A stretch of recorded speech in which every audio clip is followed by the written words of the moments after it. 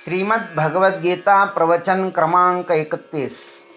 ओम त्र्यंबकं यजामहे सुगंधिं पुष्टिवर्धनम् उर्वारुकमिव बन्धनान् मृत्योर्मुक्षीयमामृतात्। ओम चिन्मयं व्यापि यत्सर्वं त्रैलोक्यं सचराचरम् तत्पदं दर्शितं येन तस्मै श्रीगुरवे नमः। वसुदेवसुतं देवं कंसचानूरमर्दनं देवकी परमानन्दं कृष्णं वन्दे जगद्गुरुम्। ओम तत्सत। अर्जुन अब जिनके लिए राज्य चाहते हैं, भोग चाहते हैं, सुख आदि चाहते हैं, उन लोगों के नाम इन 34वें श्लोक में बता रहे हैं। आचार्य पितरः पुत्राः तथैव च पितामहः मातुलः श्वशुरः पौत्राः शालः सम्बन्धिनस्तथा। आचार्यः पितरः पुत्रः च तथा पितामहः मातुलः श्वशुरः पौत्रः शालः तथा एव संबंधिनः। यह अन्वय हुआ। इसका अर्थ है गुरुजन, चाचे, लड़के और उसी प्रकार पितामह, मामे, ससुर, पौत्र, साले तथा और भी बहुत से संबंधी लोग जो है उनको अर्जुन ने देखा। आचार्य पितरः पुत्राः।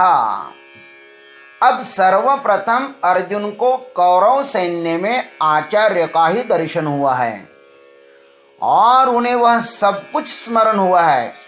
अर्जुन को धनुर्धर बनाने में आचार्य को कितना अधिक परिश्रम करना पड़ा था। एकलव्य के साथ जो दुर्घटना हुई थी वह भी अर्जुन के लिए ही थी। आचार्य का इस पर अत्यधिक प्रेम था। गुरु के उपकारों के ऋणों से सही में उऋण होना बहुत ही असंभव है।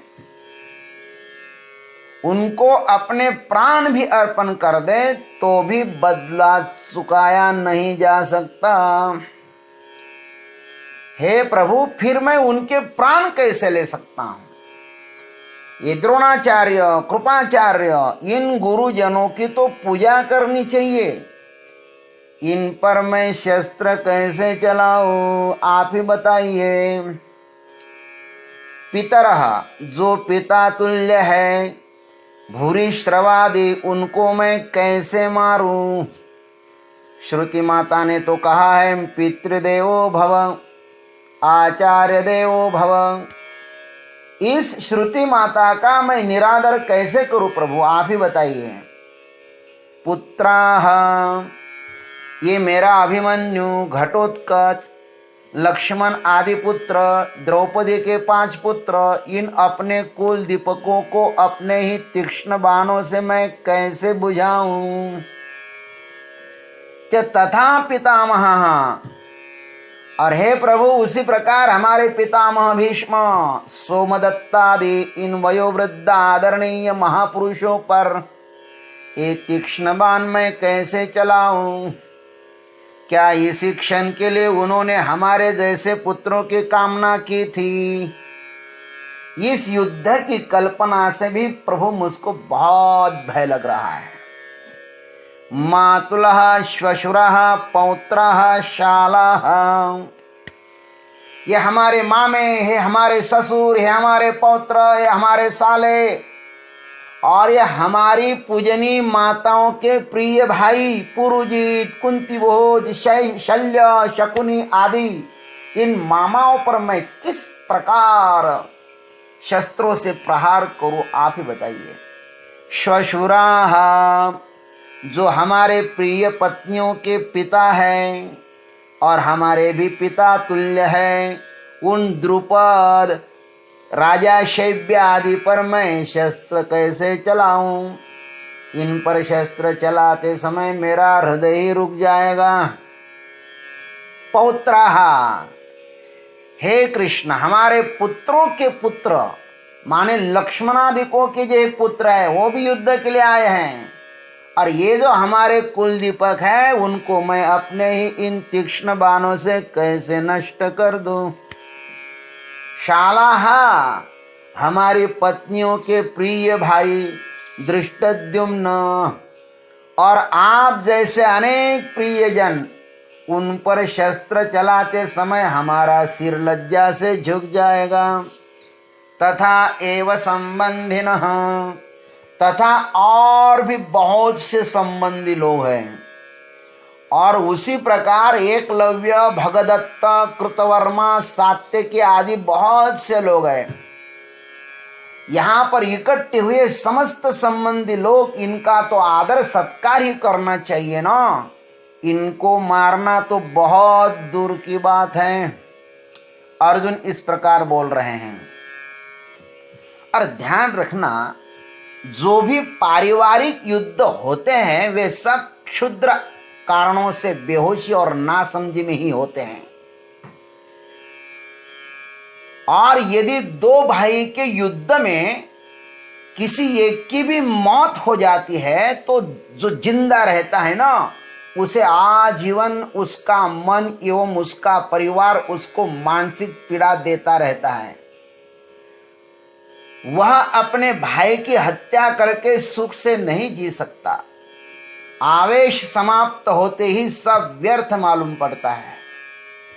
तब विजय भी पराजय ही सिद्ध होती है। इस संसार में जितने सारे संबंध है वे सब सापेक्ष ही है। आज का जो मित्र है वही कल दुश्मन भी हो सकता है। हमारे अहंकार की परिपुष्टि जब तक ठीक ढंग से होती रहती है तब तक मित्र, और जब उस पर प्रहार होने लगता है तब मित्रता का शत्रुता में शीघ्र ही जन्म हो जाता है। शत्रुता हमेशा ही मित्रता से ही आती है। हम मित्र बनाते, हम मित्र नहीं बनाते, अधिकतर मित्र के बहाने शत्रु ही बनाते हैं। अर्थात हम मित्र कम और शत्रु ही ज्यादा बनाते रहते हैं।